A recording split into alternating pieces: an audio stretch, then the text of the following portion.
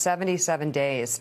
The New York Times front page today looks at the time spent by President Trump in his unprecedented campaign to subvert the results of the presidential election, all leading up to the Capitol riots on January 6th, when a pro-Trump mob tried to violently stop Congress's constitutional duty of certifying the victory of President Joe Biden.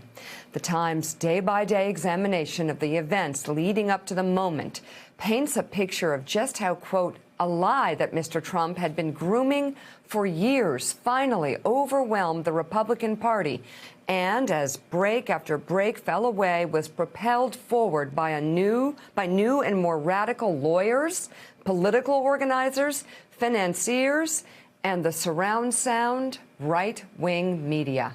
As the paper puts it, across those 77 days, the forces of disorder were summoned and directed by the departing president, who wielded the power derived from his near-infallible status among the party faithful in one final norm-defying act of a reality-denying presidency.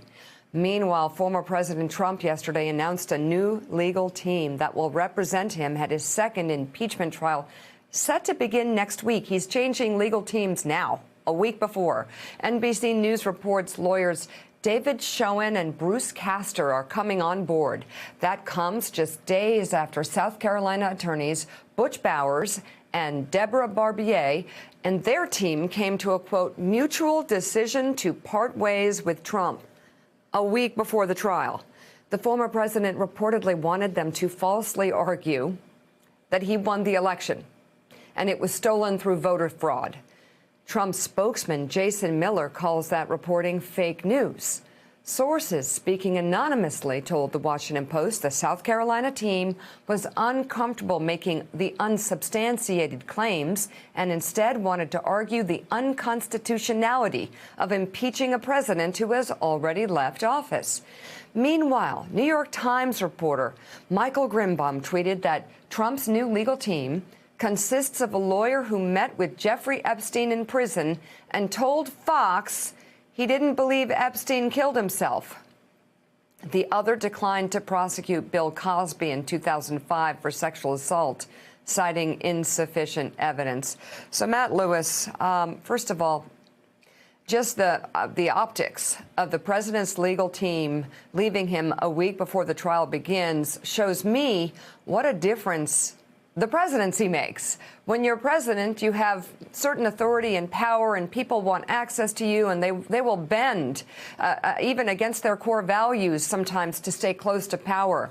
When you're not president, you look at someone who's speaking stuff that makes no sense or that isn't true or that could get them in legal trouble, you walk away. Your thoughts? I think there's a lot of benefits to incumbency, to being the president. You just mentioned one of them.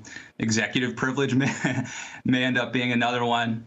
I think the problem, though, for those of us who think that Donald Trump should be impeached and convicted, is that it's not about the lawyers, it's about the jury. I think that, I don't expect that there's going to be a great defense of Donald Trump, even if you had the best attorneys in the world, which Donald Trump no longer has. I just don't think that there's a compelling defense of Donald Trump that you could actually make. The problem, of course, is the jury pool, and some of which are co-conspirators, I would actually say. So this is not good for Donald Trump, but I still think that he's probably in pretty good shape in terms of acquittal. Hey, thanks so much for watching our YouTube channel. You can follow up on today's top stories and breaking news, or catch up on your favorite MSNBC shows all in one place. Download the NBC News app today.